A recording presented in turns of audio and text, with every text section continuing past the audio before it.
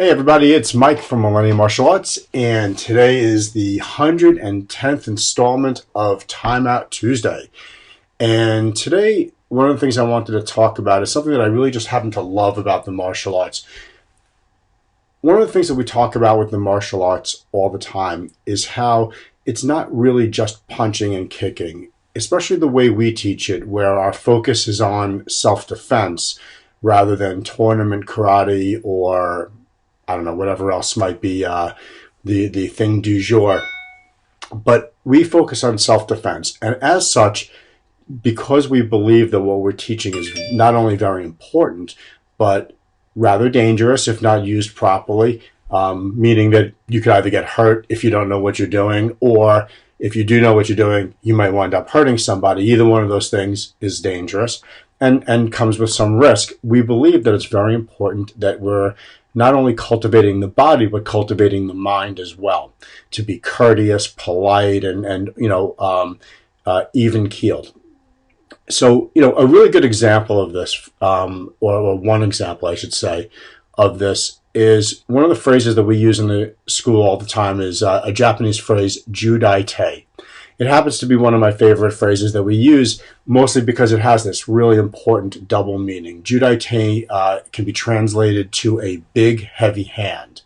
Now, when we're talking about self-defense, of course, when we say punch with Giudice or kick with Giudice, what we mean is that if you're going to throw a punch or if you're going to throw a kick or do any other type of technique, do it with a big, heavy hand. In other words, hit it as hard as you possibly can. Don't hold back. We're trying to, be as effective as we can in that particular technique. So Giudice with a big, heavy hand. But one of the things that we always point out to our students is that it has another meaning, and that when we're acting toward one another, we want to be as polite as possible, as courteous as possible, as respectful as possible. Again, behaving under this umbrella of Giudice. So it has a meaning on the physical side, but it also has a meaning on the human interaction side. And I think that that's a really important lesson for our students to learn, and we talk about that all the time in classes. Another really good example, though, and the one that I wanted to sort of focus on today is about centering yourself. When we're talking about that physically in the school, we're talking about keeping yourself in balance. We may have a student standing in a particular stance with their hands in a particular position, and we can sense that they're not really well balanced, that their weight is not evenly distributed, they don't have a clear center of gravity, and we may walk by and say, okay, let me give you a little bit of a shove, and if they step back a couple of times or stumble, it's evident that they weren't really properly centered, and that helps them figure out how to readjust their center of gravity. Maybe their stance is a little bit off, maybe they're not standing wide enough or too wide. There's a million different reasons that can cause someone to be out of balance. And over the course of time and that type of training, you wind up developing great physical balance, and you're able to reestablish your balance very quickly. If, for example, you're pushed, you don't necessarily go straight down to the ground because you've been pushed so many times.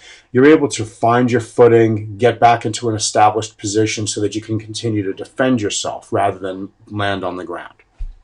That's the hope. Now, we can definitely look at this from a human interaction side or a manage your daily emotional side by thinking about how to keep yourself centered, keep yourself focused on the positive thing that you're trying to work on. So we all go through positive and negative thoughts throughout the course of the day.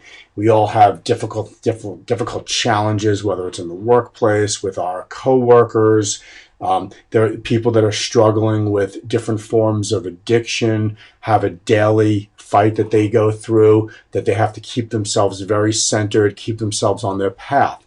And I think it's really important for us to, not only as adults, but to teach our children that these type of centering activities are very important on a daily basis.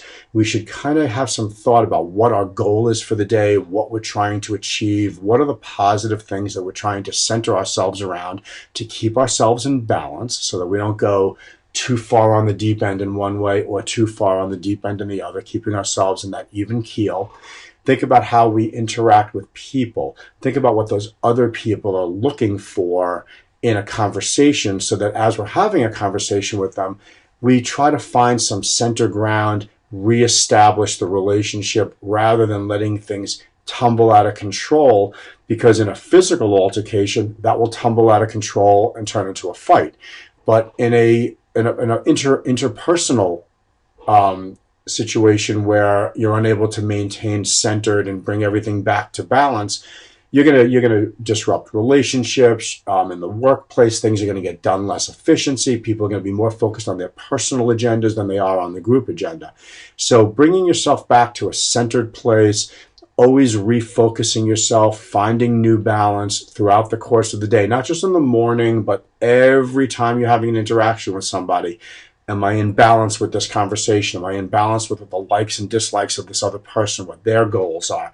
And if we can do that, you're going to find yourself making better relationships throughout the course of the day, less conflict, and probably find yourself having more peace of mind, being in balance with yourself.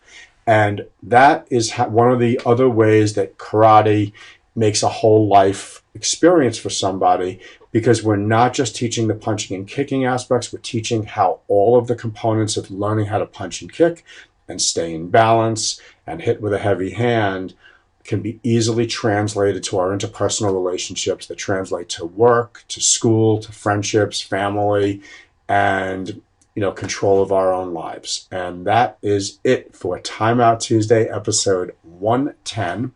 We're going to be working with our students for the next couple of weeks as we prepare for our February 29th belt promotion test. This is our, we test every couple of months, and we're excited about the growth of our school in terms of our ranks getting into higher belt colors, where we're very excited to see the longevity of our students and how well they're progressing. And that's really it for today. So I hope everyone has a fantastic day. Some of you have off this week, so I hope that you're enjoying that. Looking outside, the weather is not so nice, but it's winter. What can you expect? At least we don't have 3 feet of snow on the ground. With that said, I wish everybody a fantastic day today. I will see everybody at the dojo. Peace. And cut.